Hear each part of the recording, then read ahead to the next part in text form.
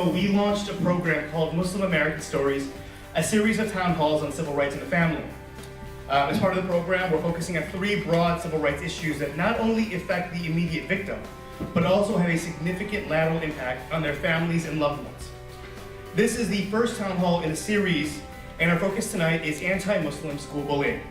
We are very excited to be here in Fort Lauderdale, Florida. Outside in the field or things of that nature, and they confuse that with bullying. So I just want to make sure that everybody has that firm understanding that bullying is something that Ois has already said is something that's repetitive. It's something that's unwanted. It's something that it impacts a child in terms of implementing a certain type of imbalance of power. It's something that it creates this type of hostile environment for the people that are involved. Particularly to immigrant Muslim families, and sharing with them stories and saying, hey, I know that it's difficult for you, maybe because of a language barrier, maybe because of a cultural barrier, for you to play a role in the life of your child in school, but it's not enough to just assume that the school alone will take care of your kids. Or the home country mentality of you drop your kid off at school and then you pick them up and there's the expectation that they're going to learn, that this is just as much about, there's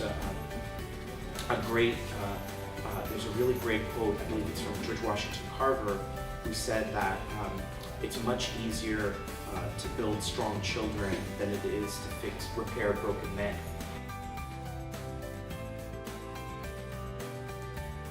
I encourage everyone, if you're ever bullied, to go find help right away. You shouldn't, so the problem doesn't persist and things don't get worse. You shouldn't tolerate any kind of bullying just because you're different from someone else.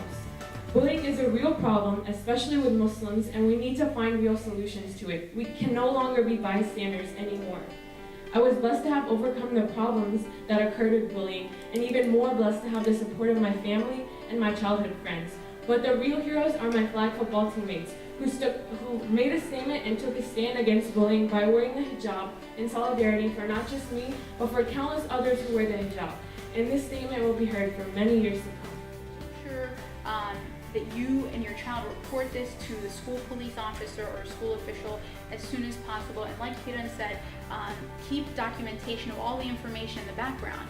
You're going to know more about this than they are, you and your child. So you need to be able to provide them with that information because everything is about documentation. Attorneys, everything is about writing things down, keeping documents, same thing as school teachers. Issues in education or also issues in general community relations. So those are our 3 main categories that we serve. Bullying here has been mentioned primarily in the area of education.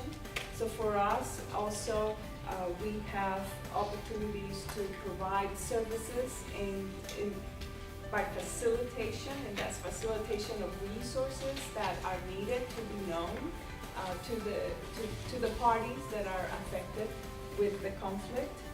We also provide services in ways of consulting, and that is providing technical assistance, identifying best practices, and also in a way of training and mediation. Now, I have read that mediation in cases involving bullying is mostly not recognized. Mediation for CRS means when the parties come together, would they have an opportunity to identify in writing what are the action steps that they are taking to resolve the alleged conflict, and what is the resolution that they can come together.